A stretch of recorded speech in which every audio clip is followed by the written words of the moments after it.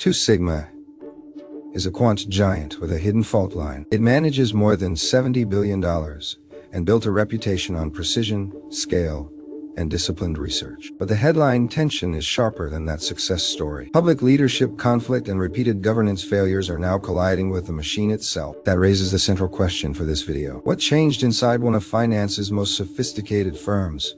And why does that change matter so much now? The clearest way to judge the firm is through three realities operating at once. First, the investment engine still looks elite by institutional standards. Second, the governance structure has become a meaningful source of risk. Third, the internal culture helps explain both innovation and friction. That framework matters because long-horizon investors do not evaluate performance in isolation. They need to understand how capability, control, and culture reinforce or weaken one another over time. On pure investment and engineering terms, Two Sigma still commands respect. The firm reportedly works with more than 380 petabytes of data and over 10,000 alternative data sources, including prices, satellite images, and unstructured text. In early 2026, it also pushed harder into frontier artificial intelligence and large language models.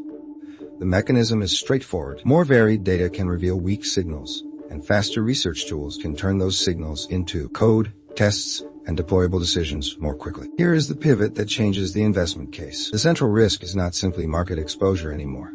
It is governance instability. As the relationship between John Overdeck and David Siegel deteriorated, an arbitration panel concluded their conduct caused management dysfunction across the firm. That finding matters because leadership structure is supposed to stabilize a complex organization. Instead, the attempted reset away from founder dominance began to look unstable itself, making governance part of the core trade. The problem becomes more serious when governance weakness shows up in controls and culture. In 2025, the Securities and Exchange Commission fined Two Sigma $90 million after a senior researcher altered live model settings without approval. That breach was linked to $165 million in losses in certain clients' portfolios, which the firm later repaid. At the same time, an academic-style culture and founder-aligned silos appear to have complicated approvals, incentives, and coordinated decision-making. Put together, the picture is unusually clear. Two Sigma remains one of the most capable quantitative firms in finance,